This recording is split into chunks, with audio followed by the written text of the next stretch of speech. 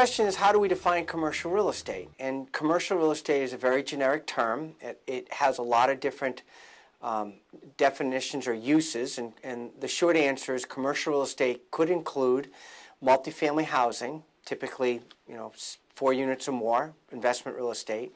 It could be commercial land. It might be industrial. It could be office. It could be retail. It also could include hotel, motels, government-occupied buildings. It could even be a commercial parking lot.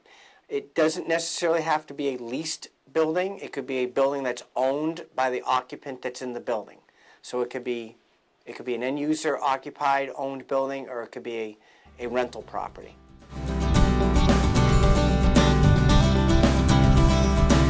The main difference, in short, none. A referral is a referral. It's a real estate referral between a broker and a broker.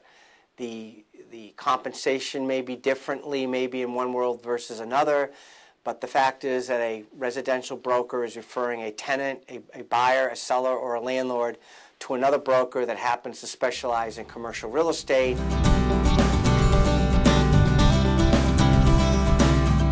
You do not need a special license. There is no such thing. It's a question I'm asked often in classes. Do you need a commercial license? There's one license. It's a real estate brokerage license, but you do need a license. So if the referral is going to someone or coming to you from someone who does not have a license and they're looking for a referral fee, that would not be acceptable.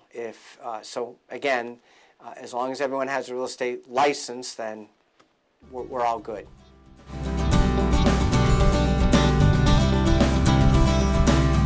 I would say that if a residential broker wanted to add commercial referrals, the first thing is obviously to include that as part of their business plan. In other words, you have to intentionally think of giving out commercial referrals. It's not something that's going to happen by accident.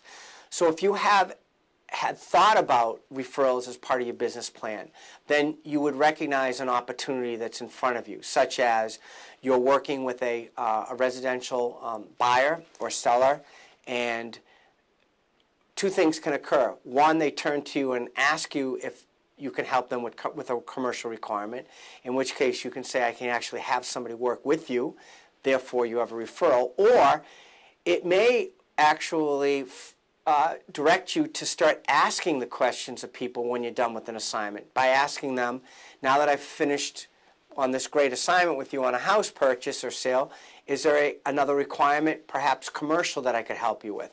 And then if they say yes, you would have an opportunity to refer it.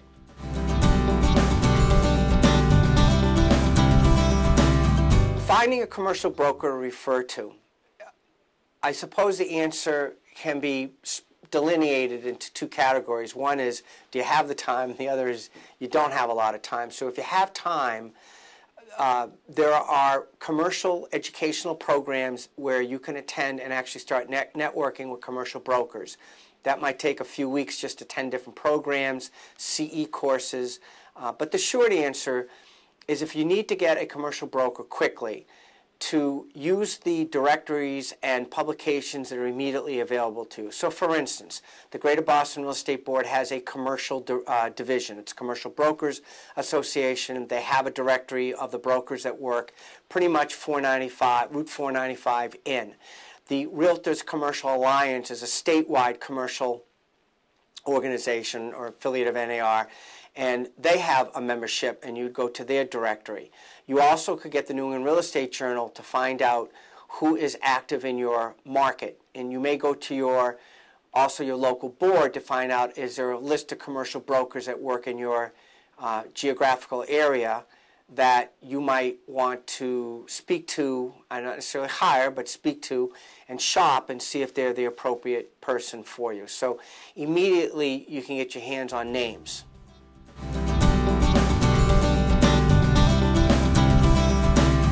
The expectations of you as a referring broker really depends on how involved you want to be in the deal. So to keep it simple, your expectations can be as simple as just giving a name, a client name, customer name, to a referring broker and doing nothing and just collecting an agreed upon compensation, a referral compensation. Or you can be as involved as be as much involved as getting involved in the tour and the lease negotiating or the purchase negotiating.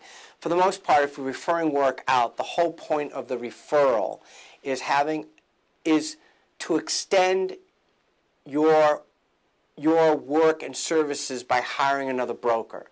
In other words, you're outsourcing. Instead of you doing the work, you're letting some other broker do the work, and you're collecting revenues for that relationship that you had and the referral that you had. So when people say, well, how involved am I supposed to be? It's as involved as you want to be and as involved as the other broker wants you to be. So it's a case-by-case study. But it can be as simple as giving a name and doing nothing, as much as being involved through the whole decision-making process.